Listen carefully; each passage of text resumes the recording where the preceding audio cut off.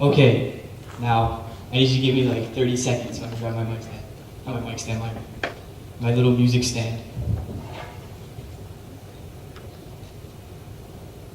Could you bring up the backlights on the house so I can see who I'm talking to? Thanks. Okay. Oh wow, this is...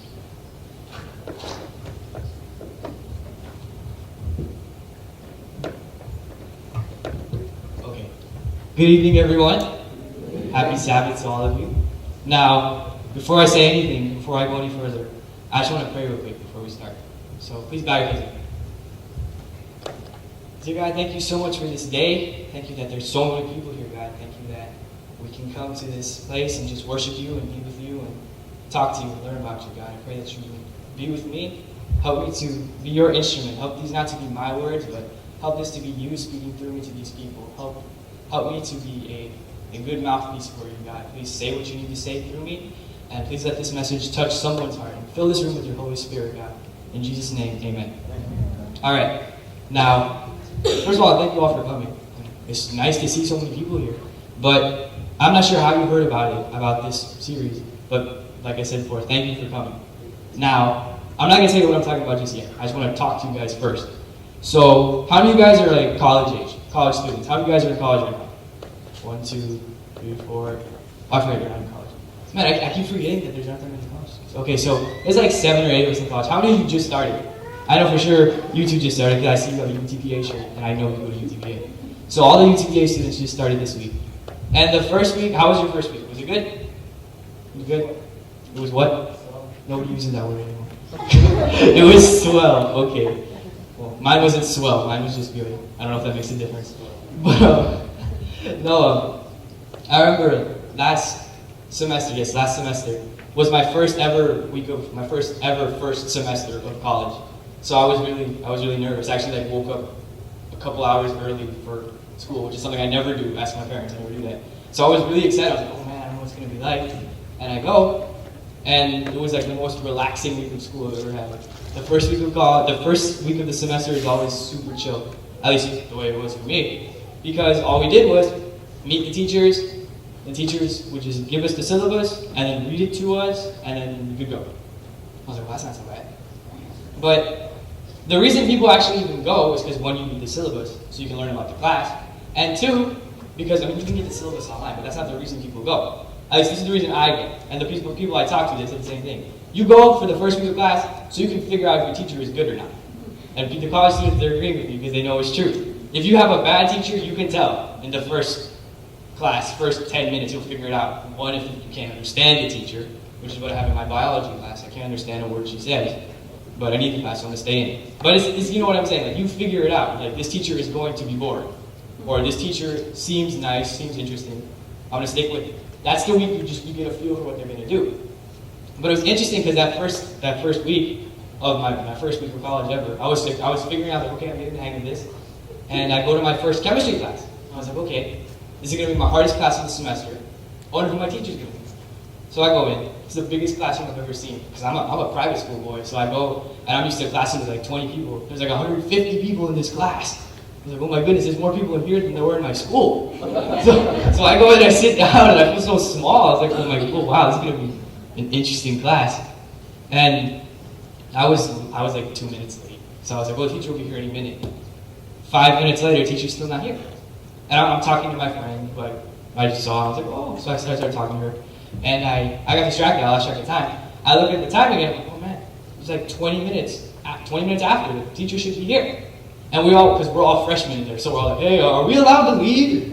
And we're like, none of us know what's going on, we're all looking at each other, are we allowed to go? And some people are just, man, I'm gonna go. So some people just started leaving. But I remember I've heard stories about, like, there's those teachers that, like, they want to see the most honest student. So they, like, won't show up, and then they'll come in the last 5 minutes and give everybody, like, extra credit who stayed. And I was like, I do not want to miss that. So I was like, I'm not going to take chances. I don't want to mess it up. I'm just going to stay. So I sat there for like an hour and 10 minutes. I was like one of the last 5 people there. I'm like, this is ridiculous. I just wasted a bunch of time. So I leave, and I never found out what happened to the teacher. And the next class, teacher's still not there. Someone walks in like 15 minutes after class starts.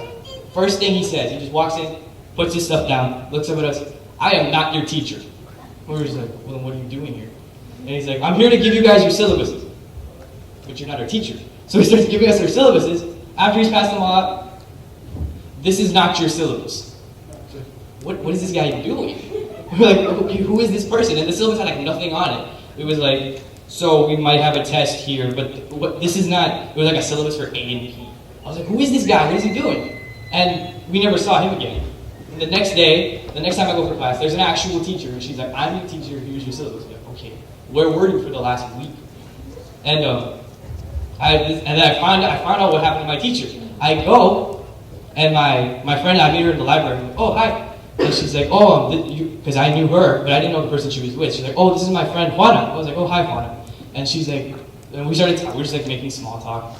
And as I mentioned that I had chemistry class. And Juana asked me, oh, who do you have chemistry with? I was like, oh, I have it with Kennedy. She's like, oh, so you're in that class. I was like, what class? She's like, the class where the teacher died. I was like, oh my goodness, are you serious? And she's like, yes. What was the name of your teacher who was supposed to teach the class? I was like, I don't know. He had a really, really long name. Like, I couldn't tell if it was a guy or a girl because the name was super long. And she was like, yeah, he died. I was like, my teacher died? That's so bad. I was so scared. I was like, wow, that sucks. It never happened. But I was like, okay, the one class I was like excited to take, teacher died. But the idea was that for the first 2 weeks, my hardest class, I literally had no idea what was going to happen, simply because there was never anyone to tell me, like, this is the way it's going to be. This is the way the class is going to be. So if ever people tell you first impressions aren't important, that's not true. We all know that. The first time you meet someone, the first thing they say, you're already forming a judgment about them. And the reason I'm telling you this is because we're going to be looking in the Bible at the first impression that Jesus gave to the people. I want you to open your Bibles to Matthew. It's the first book of the New Testament. Matthew chapter 4. Matthew chapter 4, verse 12. Okay, I'll give you guys a little bit of time to get there. Now Jesus, where I'm starting is, because of course we're talking about the first impression that Jesus gave to the people, I'm starting at the beginning of Jesus' ministry. So what happened was Jesus decides, like, it's time for me to do the work I came here to do. So he goes, he gets baptized, and he goes out to get himself at one with God, at one with his Father. He goes off into the desert to pray, and you guys know the story. He's out there for 40 days. And while he's out there, Satan is just harassing him and hitting him with all these temptations. This is like one-on-one combat between the most evil person in the universe and the most holy and righteous person in the universe. And Jesus wins. So Jesus comes out of the desert. He's at one with God. He's ready to go. And he's like, okay, this is the moment I've waited for. Let's do this. So he starts, before he even starts preaching. Actually, no, that's not true. Because as he was going, Jesus started off, because you all hear Jesus and the 12 disciples. It's not like the 12 disciples just magically showed up one day. You're like, here, we're going to follow you around. Is that okay? Oh, sure. No, that's not how it happened. Jesus would go from town to town, but he started off alone. And every so often, he'd meet someone. And he'd see, like, he'd look at them and he'd be like, there's something special about you. And if I get you, and you just follow me and see the way I am, you're going to become a very, very special individual. So I want you to follow me. And those were the 12 disciples. So Jesus is literally just starting his ministry, and he just called the 12th disciple. So, like, he just got the group together. So they're still getting to know him. The disciples, his closest companions, they are still getting to know this person. But even then, Jesus is like already a celebrity. Did I tell you verse 12? I messed that up. I didn't mean to tell you verse 12. I meant to tell you verse 23. Let's go to verse 23. My bad. Alright. Somebody read verse 23 and 24. It's a little long, so if someone doesn't mind reading, can someone read it out loud for us? Verse 23 and 24. And Jesus went about all Galilee, teaching in their synagogues, preaching the gospel of the kingdom, and healing all kinds of sickness and all kinds of disease among the people. Then his fame went throughout all Syria, and they brought to him all sick people who were affected with various diseases and torment, and those who were demon-possessed, epileptics and paralytics, and he healed them. Okay, so if there was one individual who could just walk through a hospital and just like, and every single person who's walking past is just getting up and they're ready to go, that would cause quite a stir. And back in these days, when word traveled by like foot, because there's no TV, there's no radio, even then, Jesus' popularity was spreading a lot. Because keep in mind that, like what I said, Jesus just started his ministry. he's literally been doing this for maybe 2-3 months. Like he just started. And look what it says in verse 25. Large crowds from Galilee, the Decapolis, Jerusalem, Judea, and the region across the Jordan followed. Now I read that and I was like, okay, I know what Judea is, I know what Jerusalem is, I know what Galilee is. I have no idea what the Decapolis is. So I was like, how am I going to talk to people if I don't know what it is? So I looked it up. I just go to Google, type in Decapolis. And I look at the map, and it tells me the Decapolis was a way of referring to 10 different cities. It was like a Greek term. Like, I don't know how you can say this. Like if people say like the Houston metro area, they're talking about Houston, and they're talking about like all the little suburb cities that are around that area. Like people will be like, oh, I live near Houston, I live in this town, or whatever. The Decapolis was something like that. When people wanted to refer to a group, there was these 10 cities, that's why Deca. There were these 10 separate cities in the region of Israel that were referred to as the Decapolis. But they weren't all close together. The Decapolis was actually scattered. There were cities super far north, and then there were cities that were super far south. So if you look at a map, it's like 1, 2, 3, 4, 5, 6, 7, 8, 9, 10. And I'm not exaggerating, it's really spread out. So when you're reading it and you look at the things he says from Galilee, which is in the north, from Jerusalem, which is in the south, from the region across the Jordan, that's in the east. Literally, people from everywhere are already following this guy. So, when you go to chapter 5, and it says in verse 1, actually go ahead and turn there, because that's what we're going to talk about. Chapter 5, verse 1, when it says, now when he saw the crowds, he went up on a mountainside and sat down, and his disciples came to him. When he says crowds, this is not a crowd of like 200 people. This is thousands and thousands of people. This is a lot. But Jesus is walking. These are, of course, now they don't have like Secret Service protecting Jesus, but even then, the disciples are there not only to follow Jesus, but just to make sure no one goes fanboy, oh Jesus, and like attacks him or something. I don't know. I'm just saying, the crowds were not like smothering Jesus. Jesus has room to stop and look around and be like, oh man, there are a lot of you guys. So Jesus says, okay, I'm not going to be able to talk to a whole crowd if I'm just standing here and they're like all around me. So let me go up on a mountain. So he goes up on it's slanted. So he can be like up here and like looking down at them. So that was the idea. And Jesus is like, now I can actually talk to all you guys. So what happens is, he's like, well, all these people are following me. And what has Jesus been doing? They've been following him, why? There's crowds following him, but why? Because he's healing. I mean, yeah, that would be awesome. Like if you have a relative who's sick, or a relative who lost his leg or something. Like, this is our chance. You can get your leg back. Come on, let's go. You're going to follow this guy around until he fixes your brother. I mean, why wouldn't you? There would be no reason to stop following Jesus, because he gives people hope. Like, if you ever had a disease and you haven't been able to get rid of it, this is your chance to fix it. So there's so many people following him because of that. And then on top of that, there's just the people who think it's cool to see somebody get healed. Like those people, like something cool is happening, I want to see it. So there's a lot of people following Jesus. And Jesus decides, they've seen me heal, but I'm not really sure they've ever heard me talk. So Jesus decides, let me talk to them. And now this is interesting, because these people knew that Jesus was not just some random guy. They knew that Jesus was actually fulfilling prophecy, and that he was probably going to be the Messiah. And in the Jewish culture, when you said the Messiah, the Jews would all get excited. Oh yeah, the Messiah, that's the person that we're looking forward to. That's the person who's going to lead us to freedom. Because back in these days, who was ruling over the Israelites? The Romans. The Romans were ruling over the Israelites. The Romans were not nice people. You don't need me to tell you that. The Romans were not nice people. So the Jews hated the Romans. And the Jews, I mean, if you go back to the Old Testament, of course, the Jews, that was the Bible they used. They used the Old Testament because the New Testament happened after Jesus. So the Jews are looking at the Old Testament, and they're seeing these prophecies. This prophecy is talking about a king, talking about a man who's going to conquer, and he's going to establish a kingdom. And the Jews are thinking, well, if this man comes, he's not just going to make a separate kingdom. He's going to kick the Romans out. Because he's our king. He's not going to let people do that to us. So they're getting excited. And they're thinking, if this is the Messiah, if that's the Messiah right there, that's the king. There's thousands of us. Oh, we can start right now. They're getting excited. They're looking around and saying, we might be about to start the war. We might be about to start the fighting.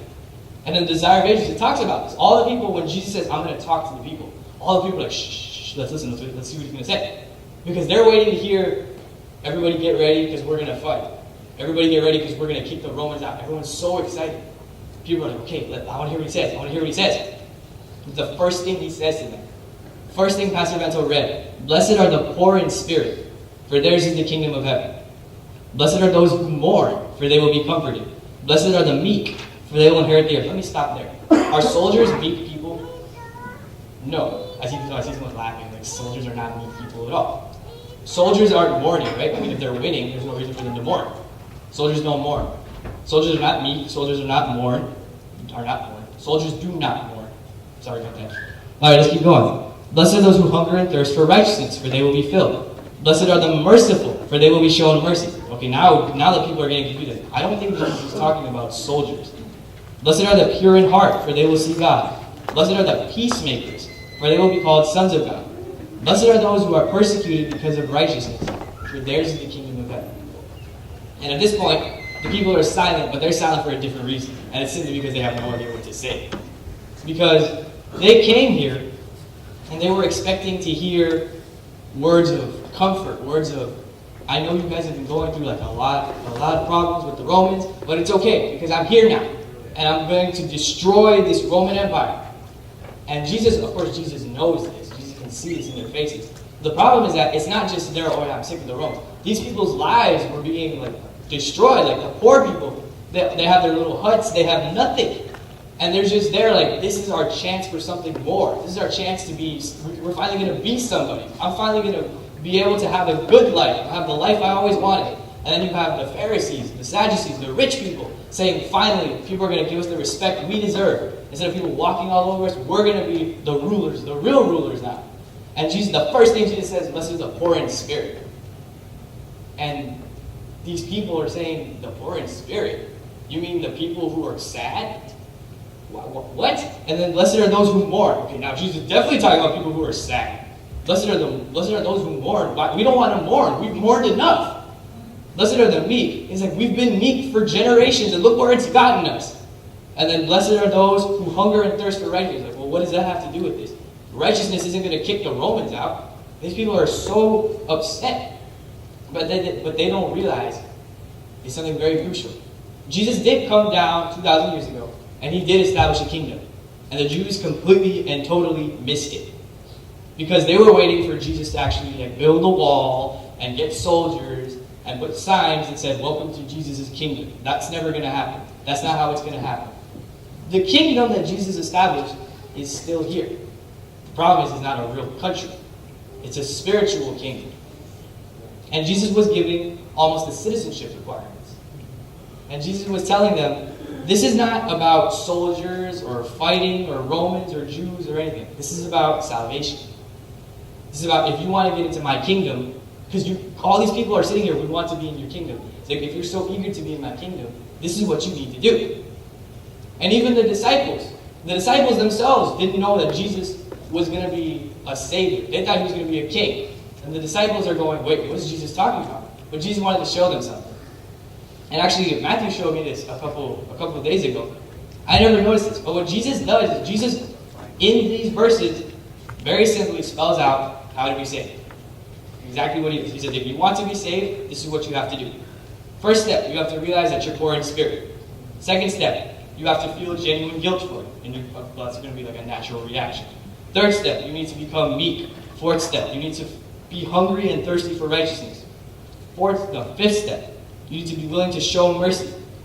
The sixth step, you need to be pure in heart. The seventh step, you need to be willing to make peace instead of making war.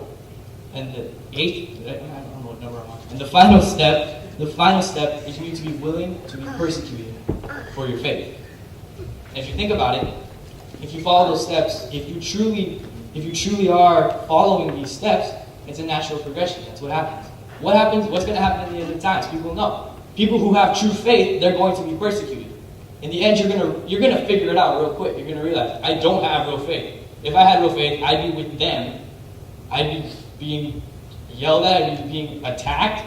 Because people in the end, you're either gonna have faith or you're not. If you have faith, you will be attacked and you will be persecuted. That's how it's gonna go. But Jesus, in a way, Jesus says, because these people are saying, well, why do we want to be persecuted? We've been persecuted all our lives. That's why Jesus is saying, blessed are those who are persecuted. People have such a negative connotation with these words, poor in spirit. No one wants to be poor in spirit. That's terrible. Mourn. Who likes being sad? No one likes being sad. Blessed are those who mourn, for they will be comforted.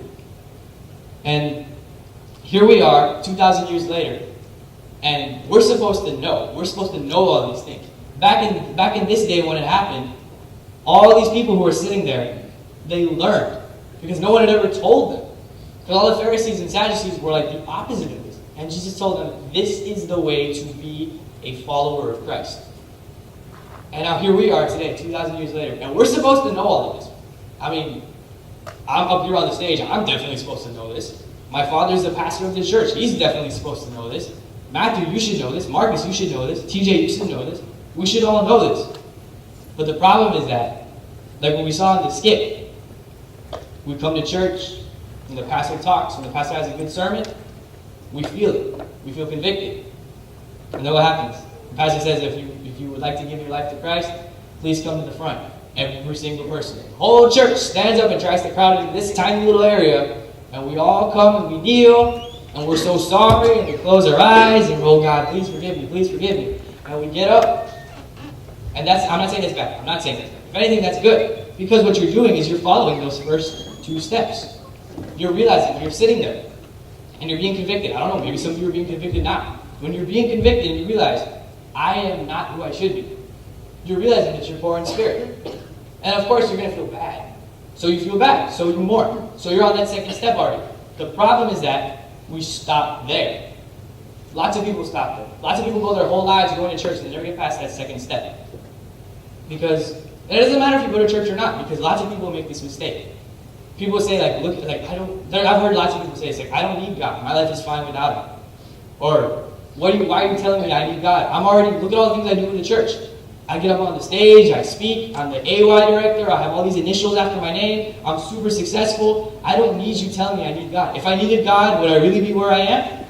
No, my life is fine, I don't need God. But the problem is that we end up like my character, or you end up like me in the skit. You know all the verses, you bring people to church. You are a good church-going Christian. But at the end of the day, if you go, you lie down in your bed, and you sit there and you think about it, you are genuinely unhappy. But that doesn't make any sense. He's like, I'm a Christian, I have God, I should be happy. So why am I unhappy? And the reason is that you don't have God. If you have to sit there and think about it, and say, am I really happy with the way my life is going?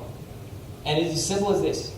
If you can try it now. Just close your eyes and think about it. Are you genuinely happy? Are you genuinely joyful? Because happiness can go and come. A little kid is happy for like 5 seconds, and then he finishes his ice cream, he's not happy anymore. Joy is something that comes and stays. Are you truly joyful in your life? If you're not, well then that's okay. It's okay. Because, guess what? Blessed are the poor in spirit, for theirs is the kingdom of heaven. So for all of you who asked, when I asked you that question, the answer was no. Good news. The kingdom of heaven, which God built, is for you. It's specifically for you. And lots of people forget that fact. People say, well, oh man, I'm not happy. So I need to do something about it. I need to just go try to make more friends or something. And it's like pouring, how do you say this? It's like pouring water into a volcano and hoping that will stop it. You're never going to fill it. You're never going to stop it. That hole is always going to be there. This is the thing. Oh, I'm completely lost. Okay, here we go. That's the problem with notes. People always say, oh, you need to be organized and take notes. Psh, you don't do that. And then when this happens, you get completely lost. But here's the thing. When you go through life thinking that you need something, that's normal. Everybody does that. We have a whole class about it. I'm taking a class about it this semester. A class called economics. First day, teachers explain, this is why we need economics. Starts drawing stuff on the board, and this class is going to be terrible. But he starts saying something, I start thinking, oh wow, that's scary that he's saying that. He said, in psychology, when people are at their peak emotion, like the good emotion, they call it happiness. That's what they refer to it in psychology, they call it happiness. In economics, we're going to call it utility. And you want to achieve your maximum utility. And he's like, how do you increase your happiness? How do you attain your maximum utility? People start raising their hands. Oh, you could get an iPhone 5. Okay, an iPhone 5. Let's use that. So he draws like a little iPhone on the screen, on the board. Like, okay, here's your iPhone 5. You have it. Your utility went up. Is your utility at its peak? And you're like, well, I guess. It's like, okay, is it going to stay there? Are you going to say, now I have an iPhone 5, I'm never going to want anything ever again? Whole classroom, no. Everybody knows how it works. You're never happy with just the iPhone 5. And the teacher knew that. He's like, yeah, that's how it works. The problem is that with utility, and these are his words, not mine. The problem is with utility, you have an infinite need and only limited resources. This is called scarcity. And this is why we have economics. And he just very happily keeps going. I was like, you just like described what's wrong with the world. And if you think about it, that's what's scary.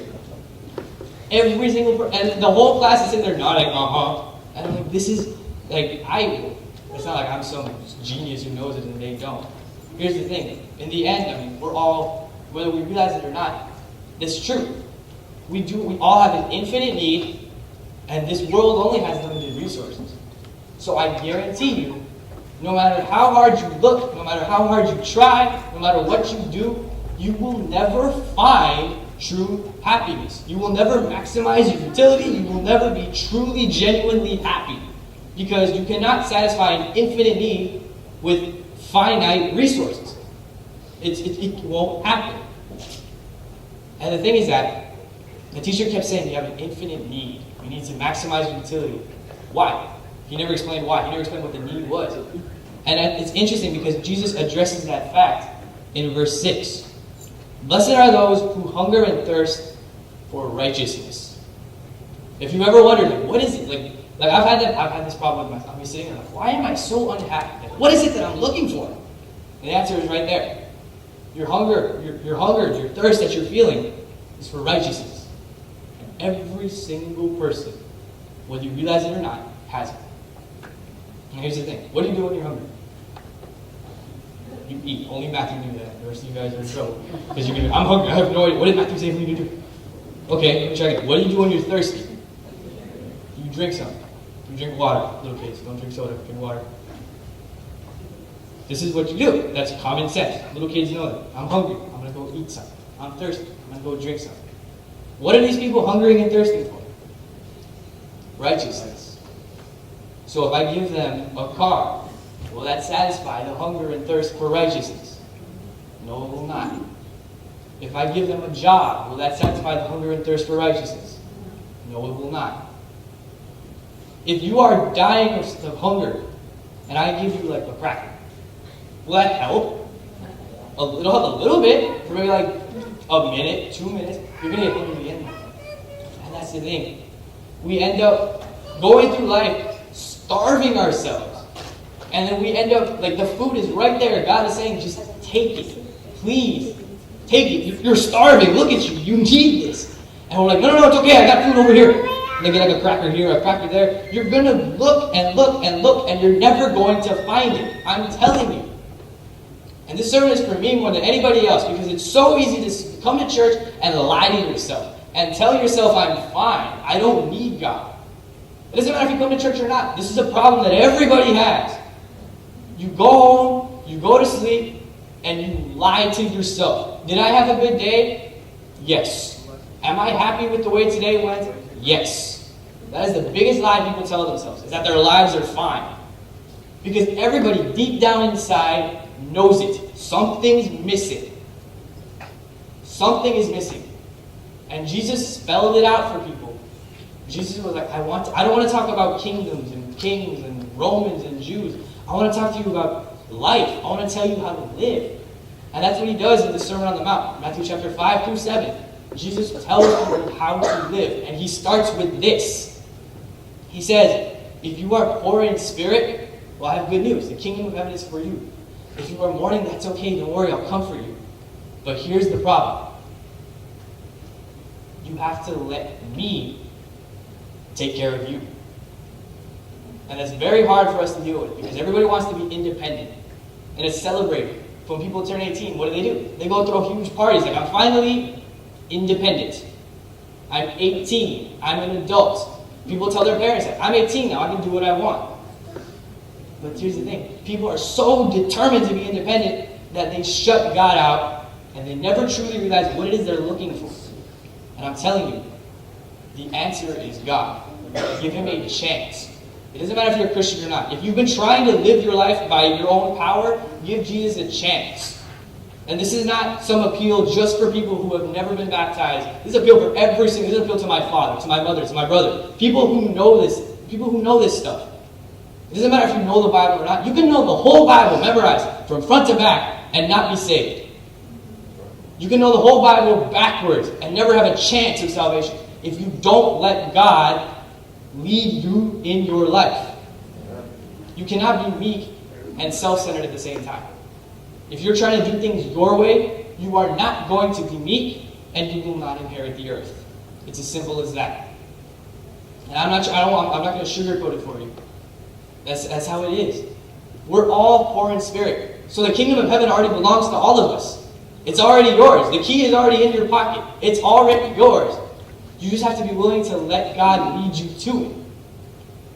So I want all of us now to bow our heads and close your eyes.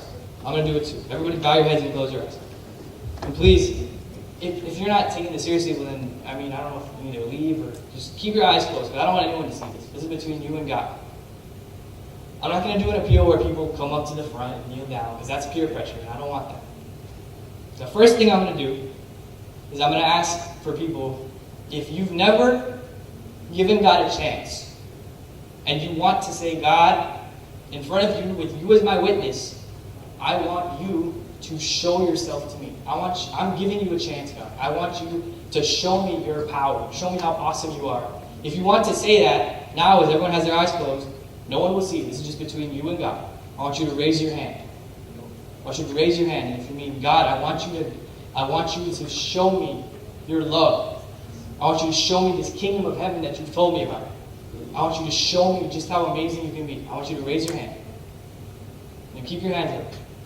And now this is for those who think that they have it all together, and they don't. And they're starting to realize it. They're starting to see that as good as everything is, it could be so much better.